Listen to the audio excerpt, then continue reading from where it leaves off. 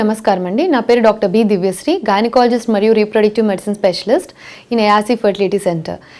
ఇప్పుడు ARC fertility centre previously only Tamil Nadu మిగతా స్టేట్స్లో ఉండింది. ఇప్పుడు ఆంధ్రప్రదేశ్లో నెల్లూరు అండ్ హైదరాబాద్లో కూడా వీళ్ళ బ్రాంచెస్ స్టార్ట్ అయి ఉన్నాయి. సో దట్ మన తెలుగు ప్రజలకు కూడా ఈ మన ఏఆర్సీలో ఉన్న ఫెసిలిటీస్ అన్నీ అందుబాటులో తీసుకొచ్చారు వీళ్ళు. సో ఇప్పుడు మన దగ్గర ఏఆర్సీ ఆల్మోస్ట్ 27 బ్రాంచెస్ ఇంటర్నేషనల్గా కూడా ఉన్నాయండి. ఇంత తొందరగా ఇంత పెరగడానికి కారణం మనకున్న best group of doctors with ప్రతి ఒక్క పేషెంట్కి మనము ఇచ్చే ట్రీట్మెంట్ వాళ్ళకి వచ్చే సక్సెస్ వల్లనే. సో ఎవరైతే ఇన్ఫర్టిలిటీ సమస్యతో బాధపడుతున్నారో మీకు దగ్గరలో ఉన్న ఏఆర్సీ ఫర్టిలిటీ సెంటర్కి అప్రోచ్ అయ్యి మీకు తగ్గ ట్రీట్మెంట్ని మీరు ప్లాన్ చేయించుకొని తీసుకోవటం వల్ల మీరు సక్సెస్ని తీసుకోగలుగుతారండి. సో మన దగ్గర అది కాకుండా మన ల్యాబ్ కానీ మన దగ్గర ఉన్న ఫెసిలిటీస్ కానీ ఇన్వెస్టిగేషన్స్కి మన దగ్గర చాలా హై టెక్నాలజీ ఉన్నాయి. సో మన స్టాండర్డ్స్ కూడా చాలా ఎక్కువగా ఉంటాయండి. మిగతా దగ్గరలో లేని ప్రొసీజర్స్ అన్నీ కూడా మనము చేస్తుంటాం. సో ఈరోజు నేను ఐవీఎఫ్ అండ్ ఇక్సీ ప్రొసీజర్స్కి రెండింటికి డిఫరెన్స్ చెప్తున్నాను. సో చాలా బయట మనము వాడుక భాషలో ఐవీఎఫ్ ఇక్సీ అని ఒకటే అంటూ ఉంటాము, కానీ చాలామందికి ఇక్సీ ఏంటి ఐవీఎఫ్ ఏంటి అనేది ఎవరికి ఐడియా ఉండదు. సో డిఫరెన్స్ ఏంటి అంటే పెద్ద డిఫరెన్స్ ఏమి ఉండదు. సో ఆల్మోస్ట్ ఏంటంటే ఐవీఎఫ్ అంటే ఇన్ విట్రో ఫర్టిలైజేషన్, ఇక్సీ అంటే ఇంట్రాసైటోప్లాస్మిక్ స్పర్మ్ ఇన్సిమినేషన్. ఈ రెండు ప్రొసీజర్స్లో బేసిక్గా బయట చూడడానికి రెండు సేమ్గా ఉంటుంది, మీకు జరిగే ప్రొసీజర్ సేమ్, కానీ ల్యాబ్లో మేము చేసే ప్రొసీజర్లో డిఫరెంట్ వస్తుంది అనమాట. సో ఐవీఎఫ్కి అయితే ఏమి ఇక్సీకి అయితే ఏమి సేమ్ మనకి వైఫ్కి ఇంజెక్షన్స్ ఉంటాయి, ఎగ్ డెవలప్మెంట్ జరుగుతుంది. ఎగ్ డెవలప్మెంట్ జరిగిన తర్వాత ఎగ్ని మేము ఎగ్ పికప్ చేస్తాము. చేసిన తర్వాత డిఫరెన్స్ స్టార్ట్ అవుతుంది. ఒకసారి మీ దగ్గర నుంచి మేము సెమెన్ తీసుకున్న తర్వాత దాంట్లో స్పర్మ్స్ని మంచిగా సపరేట్ చేసిన తర్వాత సో ఐవీఎఫ్లో ఏం చేస్తామంటే ఒక ఎగ్ని ఒక డిష్లో పెట్టి ఎగ్స్ని వాటి చుట్టూ స్పర్మ్స్ని పెడతాం. సో దాంట్లో మంచి స్పర్మ్ ఏదైతే బాగుందో అదే వెళ్ళి ఆ ఎగ్ని ఫర్టిలైజ్ చేస్తుంది అనమాట. అంటే అదే ఎంబ్రియోగా ఫామ్ అయిపోతుంది. అదే ఇక్సీలో ఏం జరుగుతుంది అంటే ఆ ఎగ్ని మనము మైక్రోస్కోప్లో చూసి మనం నచ్చిన స్పర్మ్ని మనకి మంచిగా అనిపించిన స్పర్మ్ని తీసుకొని ఆ ఎగ్ లోపలికి మనము నీడిల్ ద్వారా వదిలేస్తాం. సో దట్ మనము అది ఫర్టిలైజేషన్ చేస్తున్నాం. ఆ ఐవీఎఫ్కి ఇక్సీకి మెయిన్ డిఫరెన్స్ ఇదే. సో ఐవీఎఫ్లో అది నేచర్కి వదిలేస్తాం అనమాట. సో మనం ఒక డిష్లో పెట్టేసి మనము ఒక రోజంతా అలా పెట్టేసి ఉంచేస్తాము. ఆ తర్వాత మళ్ళీ మనం చెక్ చేస్తామన్నమాట. ఎగ్ని స్పర్మ్ని ఒకటే దగ్గర పెట్టేసి ఆ తర్వాత మళ్ళీ ఒక 24 hours తర్వాత మనం చెక్ చేస్తాం అవి రెండు కలుసుకున్నాయా, ఫ్యూజ్ అయినాయా లేదా అనేది. అదే ఇక్సీలో కొన్నిసార్లు అది ఫ్యూజ్ అవ్వకపోవచ్చు ఐవీఎఫ్ చేసినప్పుడు, కానీ ఇక్సీలో అలా ఉండదు. ప్రతి ఎగ్ని మనం ఒక స్పర్మ్ తీసుకొని మనమే దాన్ని నీడిల్తో ఇంజెక్ట్ చేసేస్తాం లోపలికి. సో దట్ మనకి ఫర్టిలైజేషన్ అనేది బాగా ఎక్కువ శాతం ఉంటుంది. సో మనమే చేస్తున్నాం కాబట్టి ఆల్మోస్ట్ 70 to 80% మనకి ఫర్టిలైజేషన్ అనేది జరిగిపోతుంది అనమాట. సో ఐవీఎఫ్కి ఇక్సీకి మెయిన్ డిఫరెన్స్ ఇదే. ల్యాబ్లో జరిగే ప్రొసీజర్లో డిఫరెన్స్ వస్తుంది. ఐవీఎఫ్ అంటే ఒకటే డిష్లో అవి ఏది స్పర్మ్ బాగుందో అదే వెళ్ళి దాన్ని ఫ్యూజ్ చేసుకుంటుంది ఎగ్ని. అదే ఇక్సీ అనుకోండి, మనము నచ్చిన మంచి స్పర్మ్ని చూసి మైక్రోస్కోప్లో మనము దాంట్లోపలికి స్పర్మ్ లోపలికి ఇంజెక్ట్ చేస్తామన్నమాట. సో ఈ రెండింటికి మెయిన్ డిఫరెన్స్ ఇదే అండి. సో బయట మీరు ఐవీఎఫ్ చేయించుకుంటున్నారా ఇక్సీ చేయించుకుంటున్నారో మీరు డాక్టర్ని కన్సల్ట్ అయినప్పుడు మీరు ఐవీఎఫ్ ప్లాన్లోకి వెళ్ళినప్పుడు మీ డాక్టర్ని అడిగి తెలుసుకోండి. సో లోపల ల్యాబ్లో మీకు ఐవీఎఫ్ అనేది జరుగుతుందా ఇక్సీ అనేది జరుగుతుందా. ఏఆర్సీ హాస్పిటల్ ఇండియాలోనే మొత్తం 14 సెంటర్లు ఉన్నాయి. గూడూరులో ఈ మధ్య స్టార్ట్ చేస్తున్నారు. స్టార్ట్ చేయడానికి మెయిన్ రీజన్ ఏంటంటే ఏఆర్సీ హాస్పిటల్స్ అనేది ఒక చైన్ ఆఫ్ హాస్పిటల్స్. అవి ఒక్కొక్క బ్రాంచ్ స్టార్ట్ చేసి అట్లానే ఏం ఫాలోఅప్ ప్రతి దాంట్లో ప్రాపర్గా ఫాలోఅప్ ఉండి ప్రతి దాంట్లో అన్ని ఫెసిలిటీస్ ఉండేలాగా చేస్తారు. ప్లస్ ఒక ప్రోటోకాల్ బేసిస్గా స్టార్ట్ చేస్తారు. అన్ని హాస్పిటల్స్లో ఎలా ఉంటాయంటే అందరూ భార్యలో ఏం ప్రాబ్లమ్స్ ఉన్నాయి అవి ఫస్ట్ కరెక్ట్ చేయాలని చూస్తారు తప్ప భర్తలో ఏదైనా ప్రాబ్లం ఉందా అది కూడా చూసుకోవాలి అనేది ఎవరు పట్టించుకోరు. మేము ఇక్కడ ఏంటంటే రెండింటికి ఈక్వల్ ఇంపార్టెన్స్ ఇస్తాం. భర్త భార్య ఇద్దరు కలిసి రావాలి హాస్పిటల్కి, ఇద్దరిని మనం పరీక్షించాలి అనేది మెయిన్ కాన్సెప్ట్ ఇక్కడ. భార్య టెస్టులు చేస్తాము, భార్యలో రక్త పరీక్షలు స్కానింగ్ అవన్నీ చేస్తాం. అది కాకుండా భర్తలో కూడా మనం పరీక్షలు భర్తకి ఇంకేమైనా అవసరం ఉందో అవన్నీ కూడా చేసుకుంటాం. సో ఫస్ట్ ఇవాల్యుయేషన్లో మేము ఏంటంటే భర్తకి భార్యకి ఇద్దరికి పరీక్షలు చేస్తాం. భార్యలో అన్నీ బాగానే ఉన్నా సరే భర్తలో కూడా పరీక్ష చేసి హార్మోన్ టెస్ట్ ఏదైనా ప్రాబ్లం ఉందా, షుగర్ కొంతమందికి షుగర్ ఉంటుంది కానీ వాళ్ళు ఇప్పటివరకు పరీక్ష చేయించుకొని ఉండరు. సో షుగర్ ఉందా, డయాబెటీస్ ఉందా, అది ఎంత లెవెల్లో ఉంది అది, ప్లస్ బీపీ. కొంతమందికి బీపీ ఉండి కూడా వాళ్ళ కరెక్షన్ అసలు ఎప్పుడు బీపీ చెకప్కే వెళ్ళి ఉండరు, ఎందుకంటే వాళ్ళకి అసలు ఏం ప్రాబ్లం లేదు, సిమ్టమ్స్ ఉన్నాయి. సో బీపీ ఉందా అది ఎలా కరెక్ట్ చేయాలి, షుగర్ ఉందా అది ఎలా కరెక్ట్ చేయాలి. కొన్నిసార్లు థైరాయిడ్ మగవాళ్ళలో కూడా ఉంటుంది, ఆడవాళ్ళలో థైరాయిడ్ ఉంటుంది అని ఏం లేదు, మగవాళ్ళలో కూడా ఉంటుంది. సో అందుకే బేసిక్ ఇవాల్యుయేషన్లో థైరాయిడ్, షుగర్, బీపీ ఇవన్నీ చేసి ఈ హార్మోన్ టెస్ట్ అంతా బాగానే ఉన్నాయి అన్నప్పుడు వేరే ఇవాల్యుయేషన్ చేస్తాం. కణాల పరీక్ష చేస్తాం, సిమెన్ అనాలిసిస్. సిమెన్ అనాలిసిస్లో కౌంట్ ఒక్కటే కాదు, బయట అంతా ఎలా చేస్తారంటే కౌంట్ బాగుంది అంటే సరే మీరు ప్రొసీడ్ అవ్వచ్చు, న్యాచురల్గా ట్రై చేయొచ్చు అని చెప్తారు. కానీ మనకు కౌంట్ ఒక్కటే ఇంపార్టెంట్ కాదు. సిమెన్ అనాలిసిస్లో 3 థింగ్స్ ఉంటాయి, కౌంట్, మొటిలిటీ, మార్ఫాలజీ.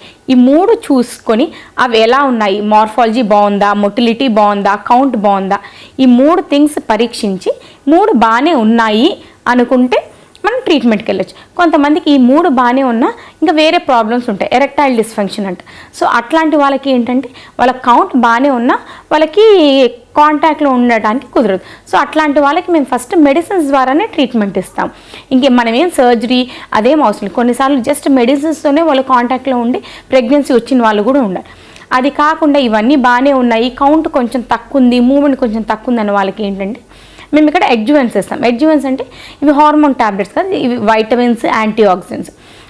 ఇవి ఇచ్చి ఇంకా వాళ్ళకి అన్నీ ఎక్స్ప్లెయిన్ చేస్తాం, వాళ్ళు ఎలాంటి ప్రొసీజర్స్ ఫాలో అవ్వాలి, ఎలాంటి డైట్ తీసుకోవాలి, మెయిన్గా antioxidants, fruits, vegetables, diet కూడా హెవీ ఎక్సర్సైజ్ కూడా హెవీ ఎక్సర్సైజ్ కాదు, మోడరేట్ ఎలా ఎక్సర్సైజ్ చేయాలి, యోగా ఇట్లాంటివన్నీ.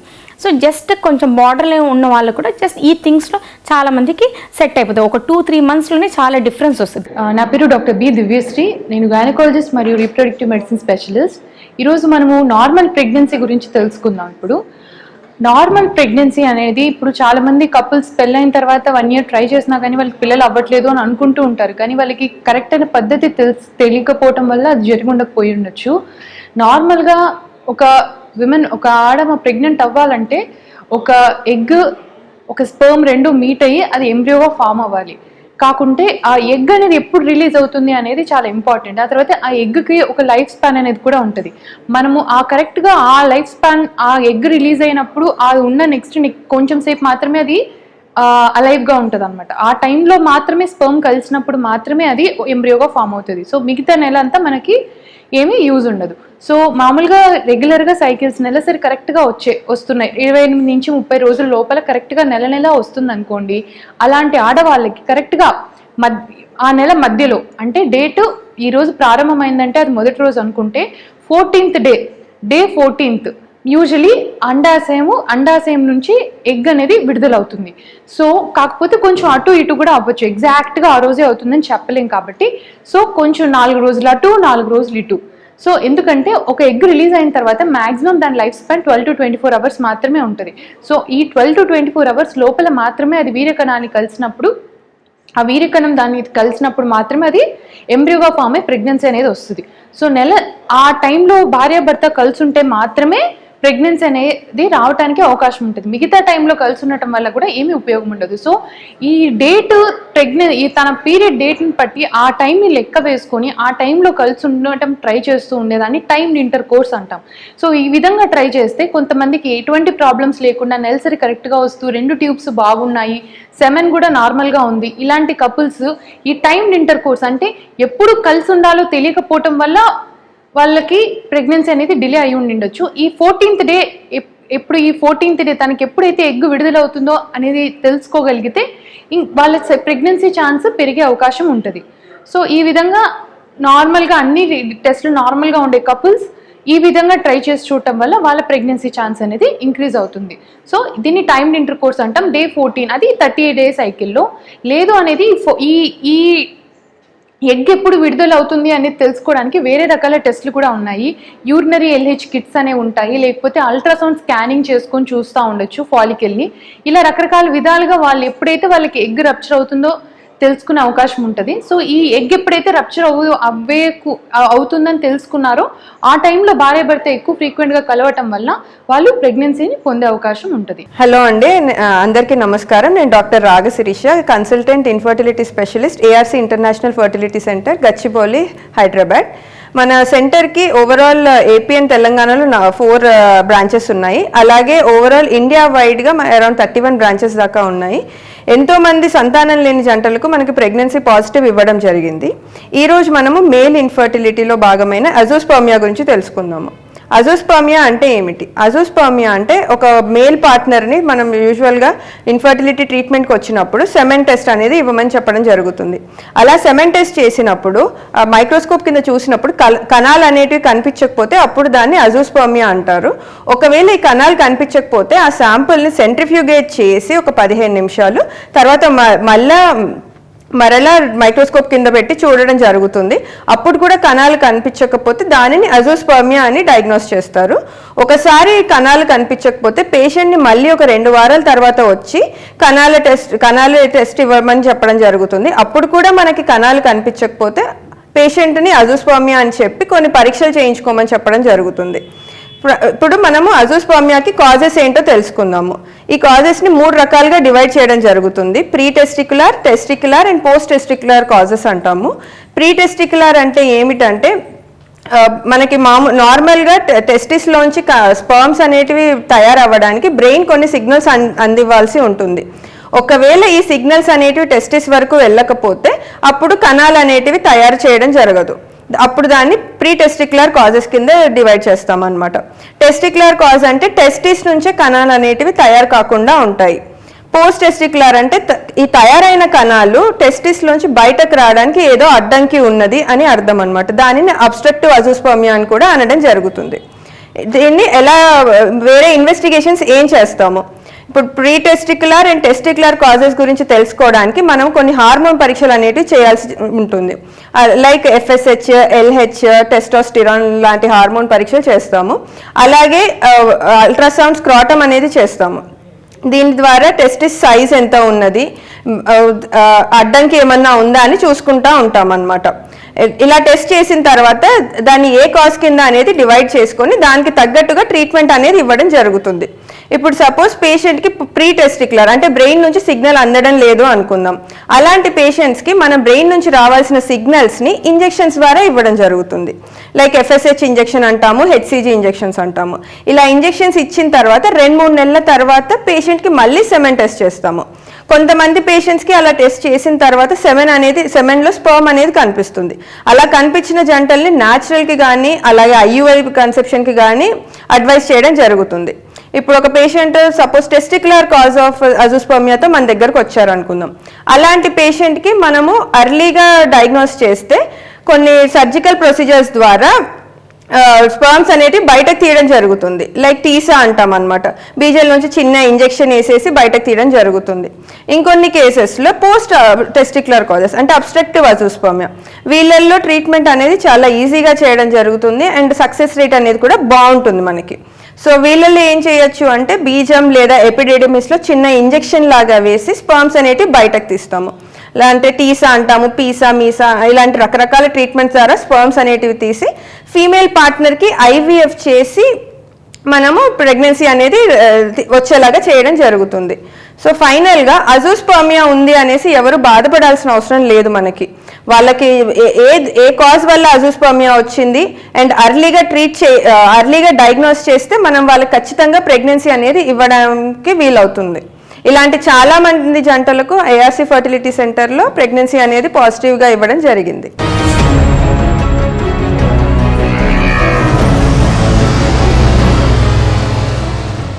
హలో అండి, I'm doctor Shilpa Reddy, gynaecologist and fertility consultant at ARC international fertility centre, Hyderabad branch. ఈరోజు మనం రోల్ ఆఫ్ హిస్ట్రోలాపరోస్కోపీ ఇన్ ఇన్ఫర్టిలిటీ గురించి తెలుసుకుందాము. హిస్ట్రోస్కోపీ అంటే నార్మల్గా కింద నుంచి మేము కెమెరా పంపించి అంటే సర్విక్స్ త్రూ యూట్రస్ ఎంటర్ అయిపోయి సర్విక్స్ ఇంకా సర్వైకల్ కెనాల్ కానీ అంటే యూట్రస్ లోపల ఉన్న క్యావిటీని యూట్రస్ది గోడలు అనేవి ఎలా ఉన్నవి నార్మల్గా కంప్లీట్ ట్యూబ్ని మనం చూడలేము, కానీ ట్యూబల్ ఓపెనింగ్స్ క్యావిటీలోకి ఎలా ఉన్నాయి అనేది మనం చూడడానికి ఉంటుంది. హిస్ట్రోస్కోపీ అసలు ఎందుకు చేస్తాము అన్నప్పుడు ఇప్పుడున్న మన అడ్వాన్స్డ్ స్కాన్ మిషన్స్ వల్ల 3D అల్ట్రాసౌండ్ వల్ల మనం ఏ చిన్న ప్రాబ్లం ఉన్నా మనం ఐడెంటిఫై చేయగలుగుతున్నాము. ఏదైనా చిన్న డౌట్ఫుల్ ఉన్నప్పుడు కానీ లేకపోతే థెరప్యూటిక్ అంటే ఉన్న ప్రాబ్లమ్ని ఐడెంటిఫై చేసి అదే సేమ్ సెషన్లో మనం ట్రీట్మెంట్ చేయడానికి వీలుగా ఉంటుంది. నార్మల్గా ఎండోమెట్రియం కొన్నిసార్లు గ్రోత్ రావడమే పాలిప్స్ లాగా అంటే చిన్న చిన్న గ్రోత్ లాగా ఉంటుంది. పాలిప్స్ ఉన్నప్పుడు కానీ లేకపోతే ఏమన్నా సెప్టమ్ అంటే చిన్న అడ్డుగోడలాగా ఉండి ఎంబ్రియో అక్కడ బ్లడ్ సప్లై అనేది తగ్గడం వల్ల మనం ఎంబ్రియోని ట్రాన్స్ఫర్ చేసినప్పుడు అంటే మనం భ్రూణాన్ని లోపల పెట్టినప్పుడు బ్లడ్ సప్లై తక్కువ ఉండడం వల్ల మనకి ప్రెగ్నెన్సీ అనేది రాకపోవచ్చు. ఒకవేళ సెప్టమ్ ఉన్నప్పుడు కొంచెం సబ్ సెప్టమ్ అంటే చిన్న చిన్న సెప్టమ్ అడ్డుగోడలాగా ఉన్నప్పుడు కూడా ప్రెగ్నెన్సీ వస్తుంది. కానీ రికరెంట్ మిస్క్యారేజ్ అంటే ఒక 2-3 టైమ్స్ అబార్షన్స్ ఉన్న పేషెంట్స్ కూడా మనము ఎందుకు అబార్షన్స్ అవుతున్నాయి అనేది ఒకసారి లోపల గర్భం అనేది చెక్ చేసుకుంటాము. అదే కాకుండా ఇంకేమన్నా యాషర్మన్ సిండ్రోమ్ అంటే కొన్నిసార్లు ఏమవుతుంది వీళ్ళకన్నీ చాలా డేస్ అంటే లోపలన్నీ అతుకులు అంటే అడాషన్స్ ఫామ్ అయిపోయి పీరియడ్స్ రాకుండా ఉంటుంది. అలాంటి వాళ్ళలో ఏంటి అంటే అవన్నీ అడాషన్స్ అన్ని కూడా క్లియర్ చేసుకొని దాని తర్వాత పీరియడ్ రావడానికి హార్మోనల్ రీప్లేస్మెంట్ పెట్టుకోవడం జరుగుతుంది. ఇంకొన్ని కండిషన్స్లో ఏంటంటే అడాషన్స్ లోపల అతుకులు ఎందుకు ఫామ్ అవుతుంటాయంటే ఎండోమెట్రియల్ ట్యూబర్క్లోసిస్ అని ఉంటుందండి. అంటే గర్భ లోపల ఎండోమెట్రియల్ పొర పైన దాన్ని ప్రభావం చూపుతుంది. అది కాకుండా ట్యూబ్స్ కూడా అడాషన్స్ ఫామ్ అయ్యి బ్లాక్ అయ్యే ఛాన్స్ ఉంటుంది. ఇలాంటి కండిషన్స్లో కానీ కొన్నిసార్లు ఇన్ఫెక్షన్స్ వల్ల ట్యూబల్ ఓపెనింగ్స్ ఏవైతే గర్భ క్యావిటీలోకి ఓపెన్ అయి ఉంటాయో ఆ ప్లేసెస్లో చిన్న ఫైబ్రోసిస్ లాగా అంటే అవి క్లోజ్ అయ్యే ఛాన్స్ ఉంటుంది. ఇలాంటి కండిషన్స్లో కానీ లేకపోతే కొన్నిసార్లు మనం ఎన్నిసార్లు ఎండోమెట్రియం ప్రిపరేషన్ అంటే మనం నెక్స్ట్ సబ్సిక్వెంట్ సైకిల్లో ట్రాన్స్ఫర్ చేసుకునే ముందు ఎండోమెట్రియల్ ప్రిపరేషన్ చేసే టైంలో ఏంటి అంటే ఎన్నిసార్లు మనం మెడికేషన్స్ ఇచ్చినా కానీ కొన్నిసార్లు ఎండోమెట్రియల్ లేనింగ్ అంటే గర్భపోర అనేది సరిగ్గా పెరగడానికి ఉండదు. అలాంటి కండిషన్స్లో కూడా అసలు ఏంటి అంటే కొంచెం గర్భ లేయర్ని పైన స్క్రాచ్ చేయడం వల్ల కొత్త లేయర్ రీజనరేట్ అయ్యి మనకి నెక్స్ట్ రిజల్ట్స్ అనేది లైనింగ్ అనేది మంచిగా రావడం జరుగుతుంది. లేదు అంటే కొంతమంది అబ్నార్మల్ యూటరైన్ బ్లీడింగ్ అంటే కొన్నిసార్లు బాగా హెవీ బ్లీడింగ్ అయ్యే వాళ్ళకు కూడా కొన్నిసార్లు మనం హిస్ట్రోస్కోపీ చేసి ఆ లేయర్ అనేది క్లియర్ చేయడం వల్ల కూడా వాళ్ళకి నెక్స్ట్ సైకిల్లో బెటర్ ఛాన్సెస్ అనేది ఉంటుంది. అదే కాకుండా దీంట్లో ఏంటంటే కంప్లీట్ యూట్రస్ది ఏం ప్రాబ్లం ఉంది అనేది మనకు అర్థమవుతుంది. మేము సేమ్ సైకిల్లో కొంచెం బయాప్సీ కూడా తీసేసుకొని దాంట్లో ఇంకేమైనా హిస్టోపాథలాజికల్ ఎగ్జామినేషన్కి పంపించి ఇంకా దాంట్లో ఏమైనా ఎండోమెట్రియం ఎలా ఉంది అనేది చెక్ చేసుకుంటాము. లాప్రోస్కోపీ అంటే పైన చిన్న స్మాల్ ఈ హిస్ట్రోస్కోపీలో మనకి ఎలాంటి ఇన్సిషన్స్ అనేది ఉండదు, కింద నుంచి డైరెక్ట్ వెళ్ళిపోతాము. అదే లాప్రోస్కోపీలో అయితే పైన అబ్డోమన్ పైన చిన్న ఇన్సిషన్ ద్వారా 2 or 3 స్మాల్ హోల్స్ చేసి మేము ఫోటో అండ్ కెమెరా ద్వారా పైన యూట్రస్ అనేది ఎలా ఉంది, దాని షేప్ ఎలా ఉంది, ట్యూబ్స్ అనేవి హెల్దీగా ఉన్నాయా లేదా, లేకపోతే అండాశయాలు ఎలా ఉన్నాయి, దాంట్లో ఏమైనా సిస్ట్ ఏమైనా ఉందా లేదా చెక్ చేసుకుంటాము. మెయిన్గా ఏంటి అంటే మనం ముందు చేసే ట్యూబ్ టెస్ట్ అని హిస్ట్రోసోనోసాల్పింగోగ్రామ్ ఉంటుంది. దాంట్లో ఏంటి అంటే మనకి ఏమైనా ట్యూబల్ బ్లాక్ ఉండడం కానీ లేకపోతే ఏమైనా హైడ్రోసాల్పింగ్స్ అంటే ట్యూబ్స్లో మన వాటర్ చేరుకున్న కండిషన్స్ ఉంటే మేము హిస్ట్రోలాప్రోస్కోపీ 2 కంబైన్ చేసి కింద నుంచి కొంచెం డై పంపించడం వల్ల ట్యూబల్స్ ఓపెన్ ఉన్నాయి అంటే బయటికి స్పిల్ అయ్యే ఛాన్స్ ఉంటుంది, స్పిల్ జరుగుతుంది. అలా జరుగుతున్న ట్యూబ్స్ అనేది ఓపెన్ అయినా లేదా చేసుకోవడానికి లాప్రోస్కోపీ విత్ డై టెస్ట్ అనేది గోల్డ్ స్టాండర్డ్ ఉంటుంది. ఈ కండిషన్స్లో కానీ లేకపోతే ఆల్రెడీ మేము ఎగ్స్ అనేవి రిట్రైవ్ చేసుకొని ఎంబ్రియో ఫామ్ చేసి ఫ్రీజర్లో పెట్టుకొని ట్యూబ్స్ అనేవి బాగాలేవు అని మనకు ముందు హెచ్ఎస్జీలో ఏమైనా అర్థమైంది అంటే ట్యూబల్ లైగేషన్ కోసం అని కూడా 2 కూడా కంబైన్ చేసుకొని చెక్ చేసుకుంటాము. మెయిన్ ఇంకొకటి ఏం ఇండికేషన్ అంటే ఎండోమెట్రియోసిస్ అనేది ఎంత స్కాన్స్లో కనిపించినా కానీ మాకు కంప్లీట్ మేము లాప్రోస్కోపీ చేసి లోపలికి వెళ్ళినప్పుడు కొన్నిసార్లు ఇది యూట్రస్ పైన కానీ ట్యూబ్స్ పైన కానీ ఓవరీస్లో సిస్ట్ లాగా కానీ లేకపోతే ఇంటెస్టైన్స్ పైన కానీ కొంచెం పేరుకునే ఛాన్స్ ఉంటుంది. అలాంటి వాటిల్లో ఏంటి అంటే మేము అక్కడే దాన్ని కాటరైజ్ చేసి అండ్ లేజర్ ఎనర్జీ యూజ్ చేసి కాటరైజ్ చేయడానికి ఉంటుంది. సిస్ట్లే బాగా పెద్ద పెద్ద సిస్ట్లు ఉన్నాయన్నప్పుడు కూడా సిస్టెక్టమీ అంటే సిస్ట్ రిమూవల్ చేస్తాము. ఇంకొంచెం ఏంటి అంటే సివియర్ పీసీఓడి పేషెంట్స్కి ఏమవుతుందంటే ఎన్నిసార్లు అంటే అసలు వాళ్ళకి మేము ట్యాబ్లెట్స్ ఇచ్చినా కానీ ఇంజెక్షన్స్ ఇచ్చినా కానీ ఎగ్ రిలీజ్ అవ్వకపోవడం కానీ చాలా రెసిస్టెంట్ ఉంటుంది. దాంట్లో ఏంటి అంటే మేల్ హార్మోన్స్ ఎక్కువ ఉండడం వల్ల అసలు ఎగ్ ఎన్ని ఇంజెక్షన్స్ ఇచ్చినా కానీ రెస్పాన్స్ సరిగా ఉండదు. అలాంటి వాళ్ళకు ఒక్కొక్క ఓవరికి ఒక 3 to 4 పంచెస్ చేసి చాలా జాగ్రత్తగా లేజర్ ఎనర్జీ ద్వారా కటరైజ్ చేయడానికి ఉంటుంది. ఇవే కాకుండా ఇంకేమన్నా ఫస్ట్ ఎంబ్రియో ట్రాన్స్ఫర్ చేసిన తర్వాత కూడా సైకిల్ ఫెయిల్ అయింది అంటే ఎందుకు అవుతుంది అనేది మేము ఒక్కసారి డయాగ్నోస్టిక్ పర్పస్లో కూడా చేసుకోవడానికి ఉంటుంది.